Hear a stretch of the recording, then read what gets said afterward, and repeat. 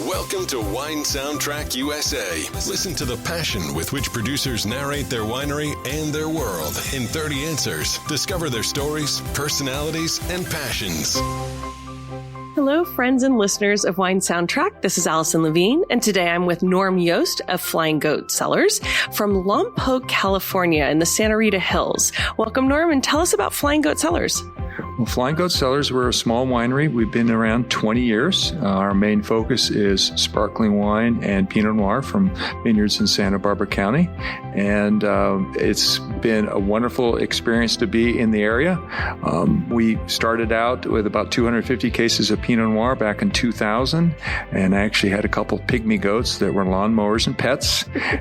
They were quite cute and quite animated. And at the time, I didn't have the name for the winery. And one night, after multiple friends coming over and we're doing a barbecue and drinking wine, the goats happened to hang out in the goat house and jump off the goat house. And they kept jumping off the goat house, which they always do all the time, so it doesn't matter if wine is involved for us or not. And at one point in time, during the evening, people says, "What are you going to call the name of the winery?" And I said, "I don't know." And everybody said, "Oh, we got to call it Flying Goat Cellars." So that was the beginning of it in 2000, and it's been an interesting experience since then. Fantastic. Now, you said that you are sourcing fruit from throughout Santa Barbara County. Do you own any vineyards, or, what vineyards are you getting fruit from? So Flying Goat Cellars, when I started out, I only purchased fruit from vineyards that I'd worked with. I was the winemaker at the time at Fonte Estates, and we purchased fruit from Solomon Hills Vineyard, Deerberg Vineyard, and Biennacido. So that was kind of the natural progression for Flying Goat, to purchase fruit from those vineyards. And as the brand grew, I then expanded into the Santa Rita Hills and started purchasing fruit from Rio Vista Vineyard and Rancho Santa Rosa, which is also part of the Fonte Estates. So we've kind of sourced from quite a few. We also get fruit from Clopepi Vineyard. We get fruit from Ampelos Vineyard in Santa Rita Hills. And then at one time we were getting fruit from what's called the Bassi Vineyard in San Luis Obispo. So at one point we're up to 8 vineyards. We're now back down to 7. And of course, you said Pinot Noir, and then I know you make a lot of sparkling wine, which is not something people would necessarily think of from the Central Coast or domestically, but you were one of the leaders of sparkling wine in this area. Absolutely. I like to think we began sparkling wine here in Santa Barbara County. When the brand started in 2000, there was a movie called Sideways that came out, and it was the perfect marketing tool for Pinot Noir and exposure to Santa Barbara County, and I couldn't ask for a better thing to develop our brand and develop Santa Barbara County. But once that movie went away and the buzz kind of went away, I realized that we had to do something unique and different to kind of distinguish our brand here in a very competitive marketplace. So I had made wine up in Oregon. I had a prior career. I also made wine up in Oregon and Russian River and Napa, and that was Pinot Noir, but I also made small amounts of sparkling wine. So I realized that nobody was making any sparkling wine in Santa Barbara County in 2005. So I was crazy enough to decide to make 75 cases of a sparkling rosé, and then crazy enough to call it Goat Bubbles, which goes along with our brand with Flying Goat Cellars. And that was kind of really the beginning of the whole thing. So what is your first memory relevant to wine? My first memory, well, I'll have to say it's going to go back quite a ways. I'm showing my age, but my parents used to visit the Buena Vista Vineyard in Sonoma County. And we used to actually go into the cellars, and they would bring a picnic, and we would go into these cellars, and I say, "Why is it so stinky in here? Why does it smell?" Because they had these old oval, big rigger ovals that were full of red wine, and I was just like, "Why is everybody standing around drinking wine and swirling?" And I'm going to go outside. This is not for me. And so that was really kind of the first wine. And so Buena Vista Vineyard. So I'd say mid-60s, late 60s, something like that. So when you got over the stinky smell and learned to appreciate it, what would you say is the first or most memorable wine you ever drank, and what was the occasion? Well, this is even more interesting. Good question. I like these questions. So I lived in San Francisco. I lived in what's called the Cow Hollow district, was in the Marina district. And one of my neighbors was Italian. and they actually fit the typical Italian family. The father actually was a garbage man. And he wore a tank top, and his son, I remember his son was my best friend. His name was Mario, and I used to go over to their house sometimes for lunch or on dinner on weekends, and I drank my first Dago Red. And it was in a water glass, and it was the darkest color I had ever seen of anything in my life, and it tasted horrible. It was bitter and it was sour, but that was my first experience of indulging in some Dago Red, and it still resonates for me.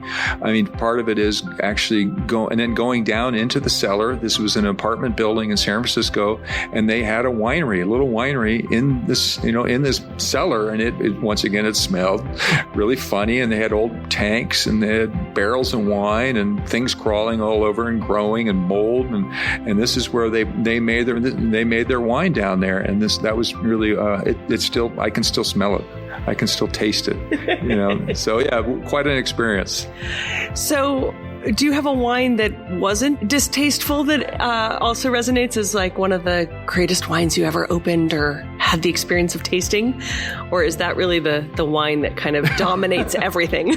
No. I would have to say, I think there was a wine. I had a career. I mean, I started my career.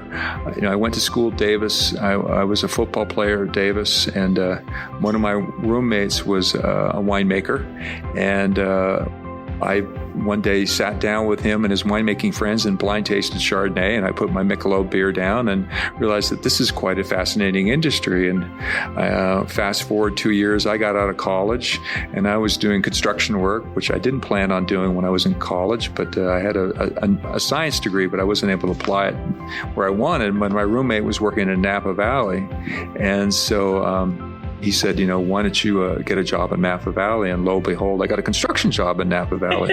But long story to a short question is that at the time, I really learned a lot about Pinot Noir at the time when I was working in Napa Valley. And there was a wine that I did have, and it was a Goat Cellars Pinot Noir.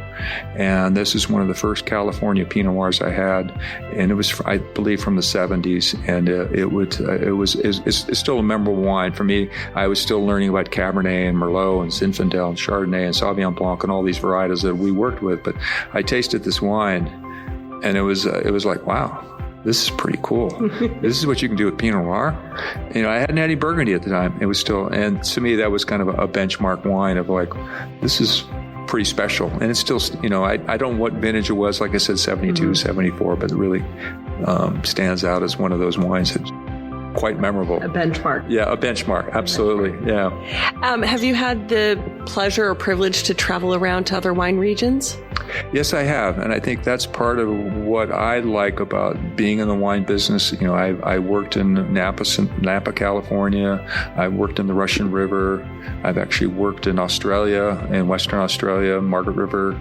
I've worked in Oregon. So I brought those experiences, personal winemaking experiences. I've done seminars in New Zealand a couple times down there. There's especially in the Otago area in the South Island, and so I think for me it's great to travel. It's a business expense, which my accountant likes that, and I like it. And it's such a worldly thing to visit other countries and taste wines and talk to people and interact with people and gather information. We were in Burgundy a couple years ago, and that's when it was declared a World Heritage Site by UNESCO. And to be there and to experience that, and then have it be designated a UNESCO Heritage Site is pretty powerful. Yeah. That speaks a lot about what Burgundy's trying to do, and what they're trying to do is establish it as, not just wine, but it's the culture, and it's the people, and it's the arts. And so that, to me, that really spoke volumes about what this industry can do, and how the preservation of history and food and wine and time. Yeah. So among all the populations in the world, do you have an opinion about who you think gets to drink the best in terms of quality? Ooh. Well, I'm gonna have to say I love Champagne. I love Burgundy, and those always resonate quite high with me. I'll never turn out a good French Burgundy or never turn out a good French Champagne. And yes, I do speak to the holy grail of those wines. I've had numerous older French Champagnes and Burgundies, and they definitely speak volumes. I always wish I could make a wine like that. I don't think that's something I'll ever be able to do, but I'd love to emulate what they do in a manner that speaks volume about what we do at Flying Goat Cellars. If we were to come over to your house and take a look into your cellar, whether it was a deep, dark, man cave of wines or the refrigerator, what would we find? You'd find a collection of Napa Valley cabs. I have quite an old school collection of, Mayacamas and Monticello and some Camus and, some of the cabs from that I experienced when I worked in the 80s, some Silver Oak cabs. And then, obviously a lot of smattering of Pinot Noirs when I worked in Oregon. I kind of respect that area just because when I worked up there, I learned a lot about winemaking in more challenging environments. When I was there in the 90s, I think I saw one vintage where the bricks of a grape was over 24 bricks. Most everything I saw was between 21 and 23, so rather underripe. So I had a respect for what they did up there, and I learned a lot. I brought back a lot of those wines thinking they're going to be interesting to see how I did and what they did back then. And obviously I have a lot of Central Coast wines. I love what my comrades do and what we do. Do you think there's a such thing as a perfect variety? Of course, Pinot Noir. I mean, what else? There is no other. I mean, and I speak, tongue in cheek now. I think for me, Pinot Noir, obviously I talked about the Hanzel Pinot Noir that I had, but for me, when I make sparkling wine from Pinot Noir, you can take this red grape and make a gorgeous rosé sparkling wine, or you can make a very elegant Blanc de Noir from Pinot Noir, or you can let it ripen up and then develop into a much more robust, elegant red wine. And to me, that's like, what better grape is there? It covers all the bases of my palate spectrum. So to me, I think Pinot Noir is the grape. And what is your opinion of wine critics and scores? Oh, that's a loaded question. I think we just want to see how diplomatic you can be now. I'm going to be somewhat diplomatic. I think there's a place for them. I think scores help people that don't quite understand or aren't confident in their palates. But I also think that you should put the scores away and try it for yourself, really, or try it with friends, and just put the score. Just close the magazine up and just try it. See what you think, and I think that's where, scores help, but I think also trusting what you enjoy, what your palate enjoys, what your friends enjoy, because to me, wine is about food and friends and gathering and sharing. And, I've had so many experiences. I've had wine that hasn't had labels on it. I've been in France, and you walk in a restaurant, they just put some Blanc down on the table and they drink it. And you're like, well, there's no score. Well, I don't care. That's the way it is. And that to me is so much more fun. It's just like, well, what's in here? Oh, I don't know. This is, Grenache and Syrah, or, this was Sangiovese and something else. And at that point, it just becomes more an experience. And I think if people can trust their personal experiences and their palate and just sit there and enjoy it and not worry about what number it is, and I think, so that's, I think there's a place for it. Unfortunately, I think there's a demand for scores, and there's a demand or there's been a created demand for that, which kind of drives the industry a little bit too much. Having been in it a long time, I think it takes away something, and I'm not sure where we're going with it, which is kind of an unknown. Mm-hmm. So, as a consumer, red, white, or rosé? Red. Still or sparkling? Ooh. And I wouldn't dare to ask if it was champagne or domestic. Champagne. And your bubbles, of course. So, obviously, the two styles of wine that you like to drink that you were saying fit your palate, sparkling wines and Pinot Noir, are very food-friendly wines. how do you approach food and wine pairing? Do you think there are hard and fast rules?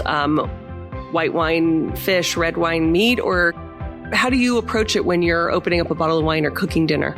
I mean, obviously, some of those rules still apply, but I think then, we're in an age where let's experiment. Why not once again try something? If it didn't work, oh well. You had a great meal and the bottle of wine didn't quite work with it. I mean, I've been encouraging people with sparkling wine to try it with year round. Just don't limit yourself to the marriage, the birthday, or the graduation, or New Year's. Try it with fish, try it with chicken, try it with white meat. Try Blanc de Noir with a barbecue. So there are rules, but then again, the rules are meant to be broken. Ask for forgiveness later. I think, and I think it's all about experimentation. I feel like, we're on the edge of, we have so many great wines. We have so many interesting varietals coming up, and we have such great chefs that I think it's important to experiment. Recently I've done some sparkling wine dinners, so the whole dinner was sparkling wines through the whole thing, 5 different courses and 5 different sparkling wines, and people are like, wow, I didn't know you could do that. And yeah, you can. It's just kind of getting outside the box. Obviously red wine, red meat, that's always been schooled into us. But I think, we have an opportunity to, as winemakers and as people in the media, to let people know that there are other ways to do it and other ways to approach it. And I think that's when you can get your creative juices going as a winemaker or as a consumer at home. Well, why don't I try this, see what it's like, and, give it a shot. So if, of the diversity of wines that you have, if space aliens were to land on your property, which of your wines would you give them? Well, we'd sit down, have a glass of bubbles, and find out how was their little journey down here. How was it going past the moon and Mars, and and then maybe after we'd get through the hors d'oeuvres, we'd maybe cut to some Rita Hills Pinot Noir, and, maybe a nice barbecue. Lucky aliens, they get 2 wines. So, for someone who hasn't tasted your wines before, what do you think they're missing out on? I think for us, it's expression of Santa Barbara County, my interpretation of what we see as some phenomenal vineyard sites that I work with. I work with, 3 out of Santa Maria Valley, the Deerberg Vineyard, and the Bienesito, and the Solomon Hills, and they all have unique expressions that I feel that really are quite different from the Santa Rita Hills. I work with Rancho Santa Rosa and I work with Rio Vista, and those 2 different sites. And to me, it allows my winemaking allows to kind of look at those sites and through my viewpoint and my winemaking, and it gives an opportunity for customers to kind of visit all these sites without leaving the tasting room. So for us, that we like to allow people, you can taste the dustiness of Bienesito Vineyard because it's a 40-year-old vineyard and it's on its own root stock and it's heritage clones, or you could go to the Deerberg Vineyard, which is a little newer vineyard, but it sits on a mesa and it's quite a bit riper and more full-bodied. And a lot of people really get excited about being able to see that. And I think Pinot Noir allows that transparency. And, through the winemaking I do, we hopefully create that experience for people to come to the tasting room. So obviously you're talking about different areas, different vineyards, and the different flavors and aromas that you're getting out with the grapes. What about vintage variation? I mean, we know that every vintage tells a different story, but working with all these different vintages in one area, do you see that there's more that repeats itself each year, or do you see a real difference, or is it nuanced from year to year? I think I can speak for Santa Barbara County. I think for us, it's pretty contiguous. We do have vintages that are a little slightly, but we're such blessed down here. We don't have a lot of rain during the winter months, 14 months. We have a very long growing season, which allows beautiful development. But we don't see huge fluctuations as opposed to Oregon or Northern California, where they can get their early rains up there, or they can get these summer storms that we don't, because we're so much further south. But there have been, don't get me wrong, there aren't very differences, but they're a little bit more subtle. I think there's more continuity of what you see in the Santa Barbara County area. I can speak the most striking one is I'd have to go back to 2015. For me, that was the earliest ripening vintage we've had in a number of years around here. The wines are a little bit harder, a little bit firmer. They don't have quite as an elegant expression as opposed to the 16s or 17s. Now, 2018, which we just finished up, is a gorgeous vintage. I think, they're calling it the vintage of the decade, which they seem to. But what happened, it was interesting, is that the last 2 weeks of August, we had some beautiful cool weather, and it just kind of pushed the grapes out just a little bit longer. And the wines just really had that extra 2 weeks to really develop some just exquisite fruit flavors and, some juiciness and some flavors that we just, hadn't seen in a couple of years. And so people are really excited about so between the 2015 and 2008, yes, there are some differences, but they're, not extreme, but they are subtle. When harvest is about to come each year, are there any signs or omens that help you predict what you're about to experience?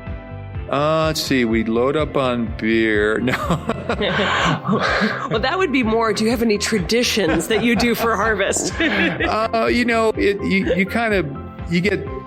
This will be my 39th harvest, and you kind of get a feel for it. You're out. I'm in. I 8 different vineyards, so I start driving around a lot in June and July and see what's happening in the vineyards, how they're managing the canopy, how the fruit set has been, what the crop levels are like, and I start to get a feel for what's going to happen. Weather-wise, you can kind of tell it's going to be a hot or cold summer, and then based on that, it's intuition for me. You just kind of like, okay, it's going to be a cool summer. Things are going to be a little later. Oh, it's going to be a hot summer. Let's start batting down the hatches.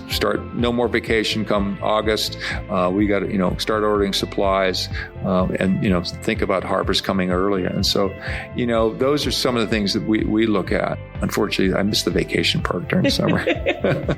Do you have any traditions that you do at harvest to either kick it off or throughout the season? We always start with a bottle of bubbles. That's tradition to start off with a bottle of bubbles. I think it's just a good way to open up harvest, and we always have a kind of a sit down lunch. We're not gourmands, but we do make that a tradition. I did experience one year, I had a young man working for me that the end of harvest, he told me that he worked in Burgundy somewhere, that they actually christened the hopper with roses or flowers to kind of end harvest. And I was like, well, that was interesting. I've never heard of it. I thought it was kind of an interesting way to kind of close harvest and end it that way. So we don't do it, but it was an interesting tradition. Interesting. So, curious if you have any sort of dialogue or relationship with your vines and your grapes. Do you talk to them, whether in barrel or in the vineyard? And if so, what do you say to them? I probably go through and speak to them in a manner that's kind of letting them know that I'm there. It's more kind of transcending with what I get to do. I feel so fortunate to be out there, and I get to do this for a living, and I feel very fortunate and grateful. So maybe I'm just so grateful that I can be in each of these vineyards and experience what I get to see, these vines producing these beautiful fruits that I get to harvest and make wine from. And for me, it's great that I feel, blessed that I can be in all these different vineyards, because sometimes it's so gorgeous to be out there.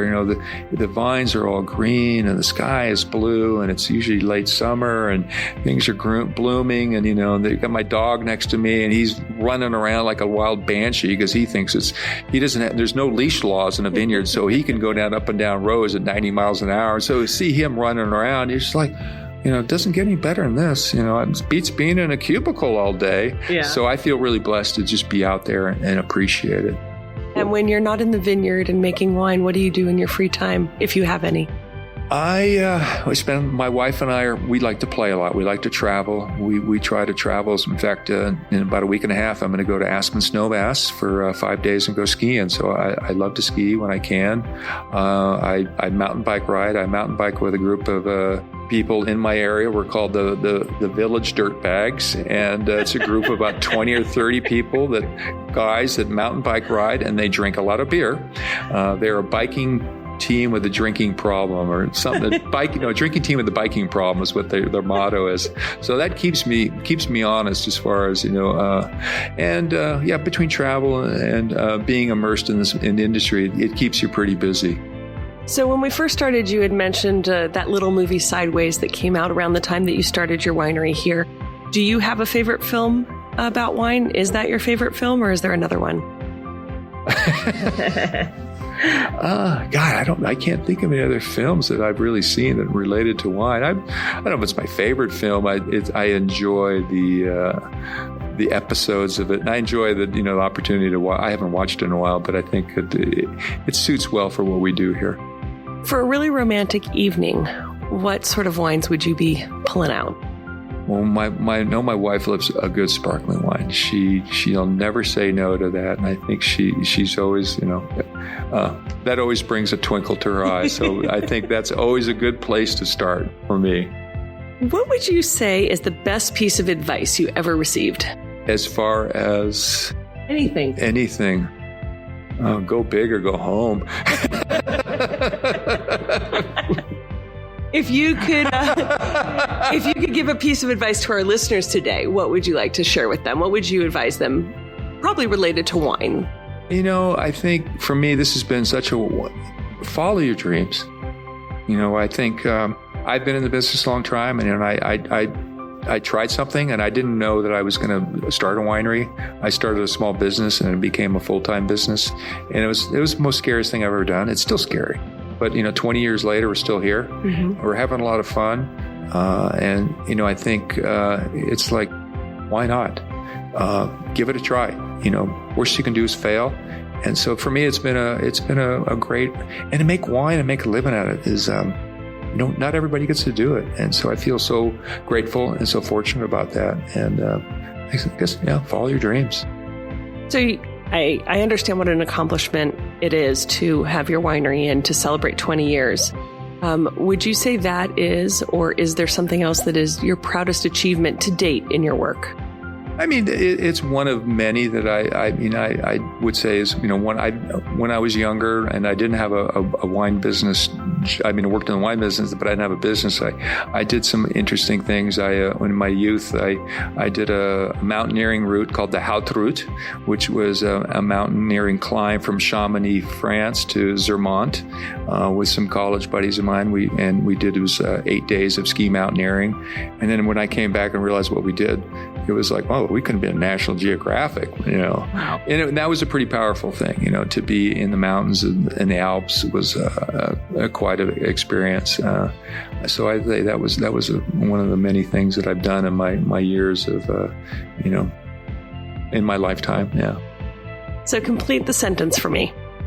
A table without wine is like... A day without sunshine? God. There's no right answer. I know there's no right. So... You didn't let me read these, did you? No, there's no preparation. No. We got to get you off the cuff here. I know, absolutely. So a VIP person from any walk of life, living or deceased, is sitting at a table and the paparazzi shoot a picture. And in the background of that photo is a bottle of your wine sitting on the table. Who would you like that person to be? Gandhi. So you didn't need preparation for that. It just popped in my mind. You have a pope. So do you think that where we are today that we will still be drinking wine in 500 years' time or more? I hope so. I hope so. I think it's the beverage of choice, and I think the world would be a better place if we did drink more wine. Yes, it would. What is one winemaking area in the world that you still want to explore that's like the top of your bucket list?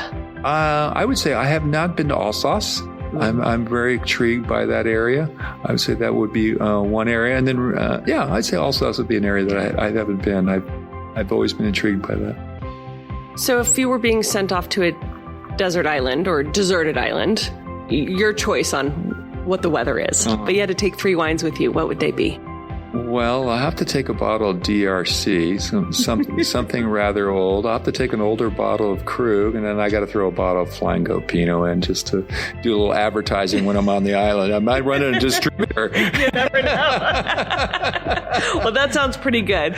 So right before we finish, the last thing we do on Wine Soundtrack is, we like to talk about wine and music. They always seem to go hand in hand, and maybe You're not going to ask me to sing. I won't ask you to sing. I promise. You can sing though if you want. No. Okay.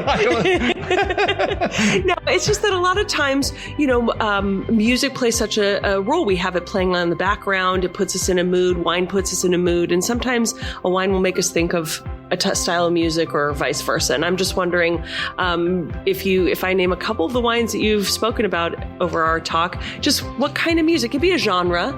It doesn't have to be a specific song, but what you think you'd be listening to. So let's start with a bottle of your Goat Bubbles Rosé. Oh, I'd say a little jazz, maybe a little Grover Washington. Okay. What about your Blanc de Blanc bubbles? Blanc de Blanc. I would say let's pick it up a little bit. Maybe a little Steely Dan. A little old school Steely Dan. Yeah, something like that. Pretzel Logic. Something good on an album there. Santa Rita Hills Pinot Noir. Oh, Santana. We're going to go Black Magic Woman all the way. And trying to think what else you spoke about that was so great. How about that Hansel Pinot? Remembering back in the day. A little bit more cerebral, though. I will go. Some jazz. I can't come up with it right now, but Crusaders. Little Crusaders, yeah. And that old bottle of Krug that you're taking off to your island. God, you got me on that one. I'm stuck. You're stuck. That's okay because, you're saving it. You don't have to think about it. You did that very well, I have to say. Not bad. Good. Conjured up some thoughts. We're going to have to go open some bottles and start playing some music. But before we go, can you just remind our listeners where they can find your wine and if they can come visit you? Absolutely. Flying Goat Cellars has a tasting room. We're in the thriving metropolis of Lompoc, about 45 minutes north of city of Santa Barbara. We have a tasting room that's open 5 days a week, Thursday through Monday, 11 to 4. And we have a flight of usually 5 sparkling wines and a flight of Pinot Noir, all Santa Barbara County. So please come by. Yeah, and thank you. Visit, or we'll find you online as well. Absolutely, at flyinggoatcellars.com. Fantastic. Norm, thank you for joining us today and have a great afternoon. Thank you. Thanks for listening to a new episode of Wine Soundtrack USA. For details and updates, visit our website, winesoundtrack.com.